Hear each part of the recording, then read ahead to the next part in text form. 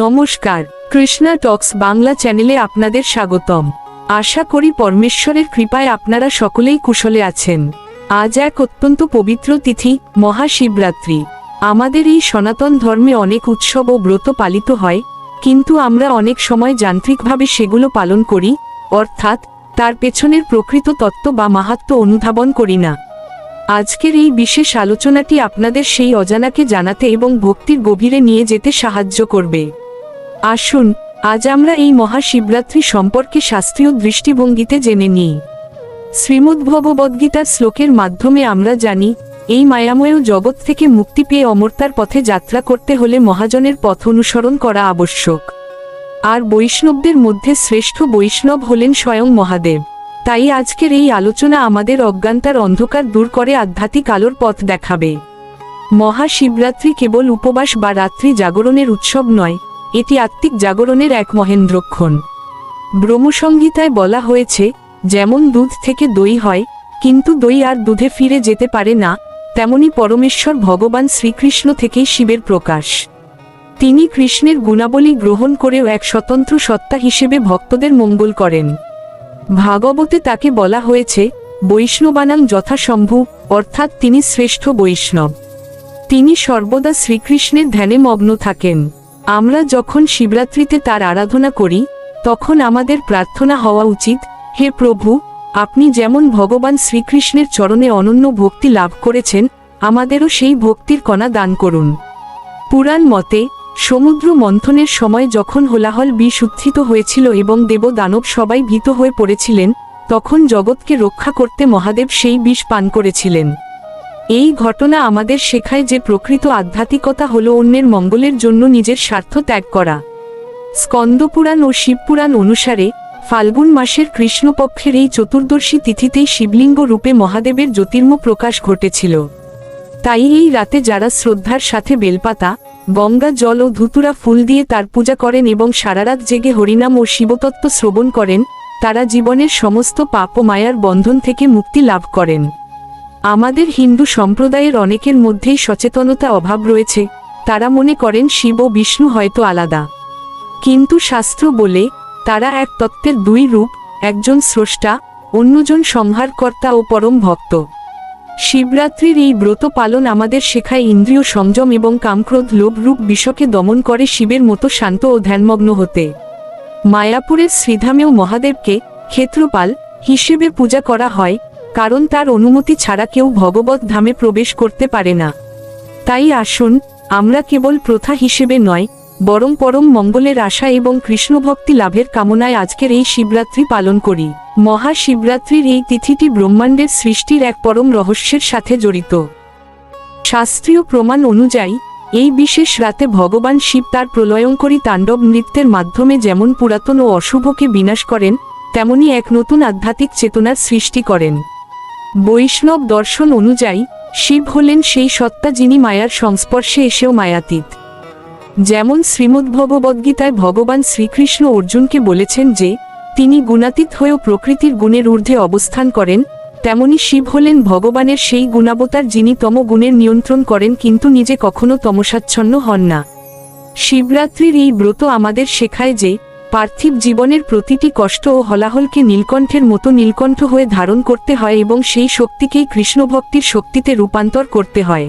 অনেকেই বিভ্রান্তিতে ভোগেন এই ভেবে যে শিব বড় না কৃষ্ণ বড়, কিন্তু শ্রীমদ্ভাগবতের চতুর্থ স্কন্ধের আলোচনা আমাদের শেখায় যে ভগবান শ্রীবিষ্ণু ও ভগবান শিবের মধ্যে কোনো পারমার্থিক ভেদ নেই। যেমন একই ব্যক্তি ঘরে পিতা এবং অফিসে আধিকারিক হিসেবে ভিন্ন ভূমিকা পালন করেন, তেমনি পরমেশ্বর ভগবান সৃষ্টিকে সংহার ও মঙ্গলের পথে পরিচালিত করতে শিবের রূপ ধারণ করেন। নারদ পুরাণে বলা হয়েছে, যারা শ্রীবিষ্ণু ও শিবের মধ্যে পার্থক্য করে, তারা মুক্তি লাভে সমর্থ হয় না। মহাদেব হলেন সেই পরম সত্তা যিনি কামদেবকে ভস্ম করেছিলেন, যা আমাদের শেখায় যে কেবল কাম ও বাসনাকে জয় করলেই শ্রীকৃষ্ণের চরণে বিশুদ্ধ প্রেম নিবেদন করা সম্ভব। শিবরাত্রির এই ব্রত তাই কেবল শাস্ত্রীয় নিয়ম নয়, এটি আমাদের চেতনার আমূল পরিবর্তনের এক সুযোগ। আজকের দিনে আমাদের হিন্দু সম্প্রদায়ের অনেকের মধ্যেই সচেতনতা অভাব দেখা যায়। আমরা মন্দিরে যাই, উপবাস করি, কিন্তু আমাদের আচরণে সংযম আসে না। শিব শব্দের অর্থ হল কল্যাণ। যদি আমাদের কথার মাধ্যমে বা কাজের মাধ্যমে অন্যের অমঙ্গল হয়, তবে সেই শিব পূজা সার্থক হয় না। পদ্মপুরাণে উল্লেখ আছে যে কলিযুগে মানুষ বাহ্যিক আড়ম্বরে মগ্ন হবে কিন্তু অন্তরের ভক্তি হারাবে। শিবরাত্রির এই গভীর রজনীতে যখন আমরা শিবলিঙ্গে জল অর্পণ করি, তখন আমাদের প্রার্থনা হওয়া উচিত, হে প্রভু, আমার হৃদয়ের কলুষতা আপনি ধুয়ে মুছে দিন। শিবরাত্রির এই রাতটিও আমাদের সংকীর্তনের মাধ্যমে পরমেশ্বরের সাথে যুক্ত হওয়ার আহ্বান জানায়। মহাশিবরাত্রির মাহাত্ম্য বুঝতে হলে এই রাতের 4টি প্রহরের গুরুত্ব জানা অত্যন্ত প্রয়োজন। শাস্ত্রমতে এই রাতের প্রতিটি প্রহরে পূজার অর্ঘ্য ভিন্ন ভিন্ন হয়, যা আমাদের চেতনার ভিন্ন ভিন্ন স্তরকে নির্দেশ করে। প্রথম প্রহরে দুধ দিয়ে স্নান করানো হয়, যা আমাদের সাত্ত্বিক গুণের প্রতীক। দ্বিতীয় প্রহরে দই, যা আমাদের জীবনের চঞ্চলতা দূর করার প্রতীক। তৃতীয় প্রহরে ঘি, যা শুদ্ধতার প্রতীক, এবং চতুর্থ প্রহরে মধু, যা প্রেমের প্রতীক। বিজ্ঞানসম্মতভাবেও দেখা গেছে এই বিশেষ তিথিতে পৃথিবীর উত্তর গোলার্ধে গ্রহ নক্ষত্রের অবস্থান এমন হয় যে মানুষের মেরুদণ্ডের শক্তি বা কুণ্ডলিনী শক্তি প্রাকৃতিকভাবেই ঊর্ধ্বমুখী হয়। তাই এই রাতে সোজা হয়ে বসে জেগে থাকার মাধ্যমে একজন মানুষ তার স্নায়বিক ও আধ্যাত্মিক শক্তিকে বহুগুণ বৃদ্ধি করতে পারে। আমাদের পূর্বপুরুষরা জানতেন যে এই মহাজাগতিক শক্তিকে কাজে লাগিয়ে কিভাবে একজন সাধারণ মানুষও যোগী হয়ে উঠতে পারে। গোপেশ্বর মহাদেব ও বৃন্দাবনের নিগুড় তত্ত্ব। বৈষ্ণব দর্শনে শিবের একটি অত্যন্ত মধুর রূপ হল গোপেশ্বর মহাদেব। যখন ভগবান শ্রীকৃষ্ণ বৃন্দাবনে মহারাস লীলার আয়োজন করেছিলেন, তখন মহাদেব সেই দিব্য লীলা দর্শনের জন্য অত্যন্ত ব্যাকুল হয়েছিলেন। কিন্তু গোপীভাব না থাকলে সেই লীলায় প্রবেশের অধিকার কারণেই মহাদেব তখন যমুনায় স্নান করে গোপী রূপ ধারণ করেন এবং শ্রীমতী রাধারানীর আশীর্বাদে মহারাসে অংশগ্রহণের সুযোগ পান। এটি আমাদের এই পরম সত্যটি শিক্ষা দেয় যে পরমেশ্বর ভগবানের লীলা আস্বাদন করতে হলে নিজের পুরস্কার বা অহংকার বিসর্জন দিয়ে বিনম্র দাসত্ব স্বীকার করতে হয়। যারা মহাদেবকে কেবল সংহারকর্তা হিসেবে চেনেন, তারা তার এই পরম ভক্তের রূপটি সম্পর্কে অজ্ঞাত। আজকের দিনে আমাদের সচেতন হওয়া উচিত যে আমরা যখন শিবরাত্রির উপবাস করি, তখন যেন আমরা মহাদেবের কাছে সেই গোপীভাব বা বিশুদ্ধ ভক্তি প্রার্থনা করি। আমরা কেন এই রাতটিকে এত গুরুত্ব দিই? শিবরাত্রি মানেই হলো অন্ধকার থেকে আলোর পথে যাত্রা।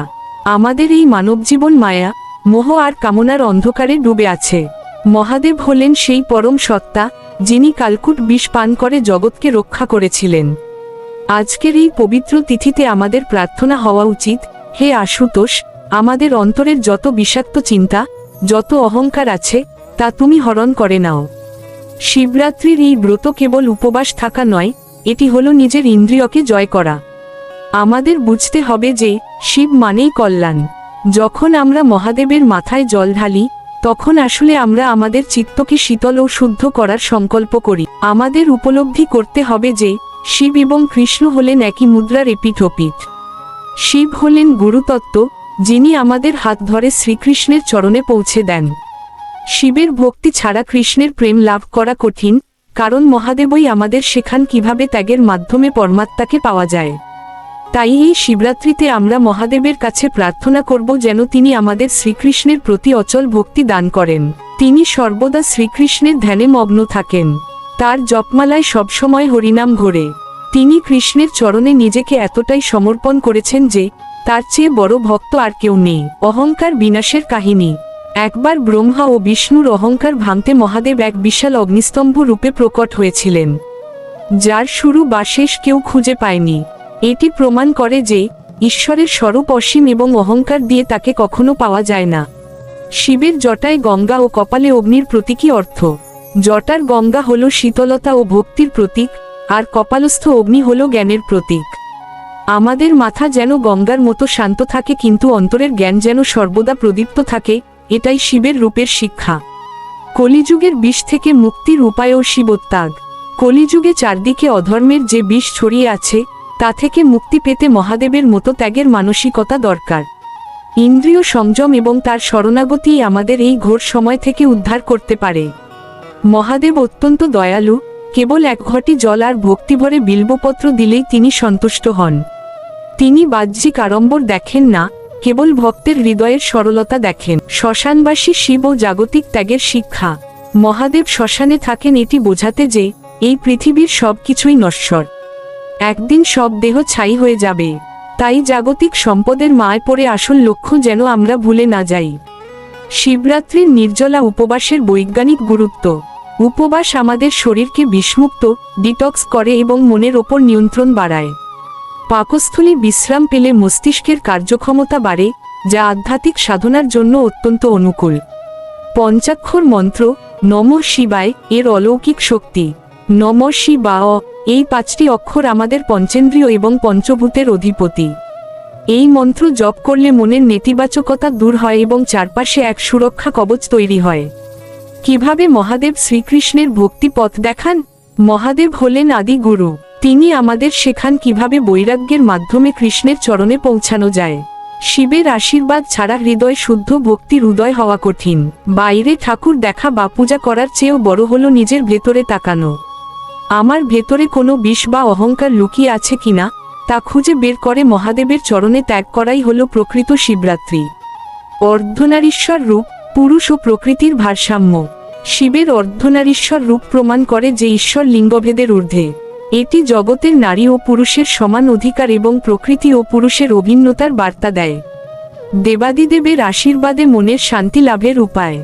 যার মন অশান্ত তার জন্য শিবের ধ্যান মহৌষধি। শ্মশানবাসী হয়েও তিনি পরম শান্ত। তার সেই স্থিরতা আমাদের অস্থির মনকে শান্ত করার অনুপ্রেরণা দেয়। মহাদেবের ত্রিনয়ন ও অন্তর্দৃষ্টির রহস্য। মহাদেবের তৃতীয় চক্ষু কেবল ক্রোধের প্রতীক নয়, এটি হল দিব্যজ্ঞানের প্রতীক। আমাদের দুটি চোখ বাইরের জগৎকে দেখে, কিন্তু তৃতীয় চোখটি নিজের ভেতরকে দেখতে শেখায়। মানুষ যখন কাম বাসনা আর জাগতিক মোহে অন্ধ হয়ে যায়, তখন মহাদেবের এই তৃতীয় নেত্র আমাদের শেখায় কিভাবে জ্ঞানাগ্নি দিয়ে ভেতরের সব অশুদ্ধিকে ভস্ম করে আত্মিক মুক্তি লাভ করা যায়। এই অন্তর্দৃষ্টিই হল প্রকৃত মোক্ষলাভের পথ। নীলকণ্ঠের মৌনতা ও ধৈর্য। সমুদ্র মন্থনের বিষ পান করার পর মহাদেব চিৎকার করেননি বা কারো বিরুদ্ধে কোনো অভিযোগ করেননি। তিনি অত্যন্ত স্থিরভাবে সেই তীব্র জ্বালা সহ্য করেছিলেন। আমাদের জীবনে যখন কঠিন সময়, মানুষের সমালোচনা বা বিষাক্ত পরিস্থিতি আসে, তখন আমাদের উচিত মহাদেবের মতো মৌন থেকে সেই পরিস্থিতি হজম করা। এই অপরিসীম ধৈর্যই একজন সাধারণ মানুষকে দেবত্বের দিকে নিয়ে যায় এবং চারিত্রিক দৃঢ়তা তৈরি করে। শিবের ডমরু ও সৃষ্টির আদিনাদ। মহাদেবের হাতের ডমরু থেকে যে পবিত্র শব্দ উৎপন্ন হয়, তাকেই বলা হয় নাদ রুক্ষ। মনে করা হয়, এই শব্দ থেকেই মহাবিশ্বের আদি বর্ণমালা ও ব্যাকরণের সৃষ্টি হয়েছে। আমাদের জীবনের প্রতিটি স্পন্দন আসলে শিবের সেই ডমরুর তাল। যখন আমরা কোনো মন্ত্র বা পবিত্র শব্দ উচ্চারণ করি, তখন সেই নাদ ব্রহ্মের প্রভাবে আমাদের চারপাশের পরিবেশ এবং অন্তরাত্মা পজিটিভ শক্তিতে ভরে ওঠে। ব্যাঘ্রচর্ম ও রিপু বিজয়ের প্রতীক। মহাদেব কেন বাঘের চামড়া পরিধান করেন? আধ্যাত্মিক ব্যাখ্যা অনুযায়ী বাঘ হল হিংস্রতা, অহংকার ও উদাম কামনার প্রতীক। শিব সেই বাঘকে বধ করে তার ওপর আসন পেতেছেন, এর অর্থ হল তিনি নিজের ভেতরের সমস্ত পশু প্রবৃত্তি বা রিপুকে জয় করেছেন। এটি আমাদের শিক্ষা দেয় যে প্রকৃত শক্তিশালী সেই ব্যক্তি যে নিজের ভেতরের পশুত্বকে নিয়ন্ত্রণ করে শান্ত থাকতে পারে। শিবের জটায় চন্দ্র কেন? জ্যোতিষ এবং আধ্যাত্মিক শাস্ত্রে চাঁদ হল মনের প্রতীক। মহাদেব তার মস্তকে চাঁদ ধারণ করেছেন কারণ তিনি নিজের মনকে সম্পূর্ণ নিয়ন্ত্রণে রেখেছেন। আমাদের মন যখন চঞ্চল হয়ে ওঠে বা জাগতিক দুঃখে অস্থির হয়, তখন শিবতত্ত্ব আমাদের শেখায় কিভাবে মনকে স্থির রেখে অমৃতের সন্ধানে এগিয়ে যেতে হয়। মস্তকের চাঁদ হল প্রশান্তি ও অমৃতের প্রতীক। রুদ্রাক্ষের জন্ম ও করুণার অশ্রু। পৌরাণিক কাহিনী মতে, জগতের মানুষের দুঃখ দেখে মহাদেবের হৃদয় করুণার উদয় হয়েছিল এবং তার চোখ থেকে কয়েক ফোঁটা অশ্রু পৃথিবীতে পড়েছিল। সেই অশ্রু থেকেই রুদ্রাক্ষ গাছের জন্ম। রুদ্রাক্ষ ধারণ করা বা এর মাহাত্ম্য প্রচার করার অর্থ হল শিবের সেই অপার করুণাকে নিজের হৃদয়ে স্থান দেওয়া। এটি আমাদের শেখায় যে প্রতিটি জীবের প্রতি দয়া এবং মমত্ববোধ রাখাই হল বড় ধর্ম। শ্মশানের ভস্ম ও নশ্বরতার পাঠ। মহাদেব গায়ে যে ছাই বা ভস্ম মাখেন, তা আমাদের জীবনের চরম সত্য, মৃত্যু কথা মনে করিয়ে দেয়। আমরা পৃথিবীতে যতই ধন সম্পদ অর্জন করি বা দামি পোশাক পরি না কেন, শেষ পরিণতি হল মুষ্টিমেয় ছাই।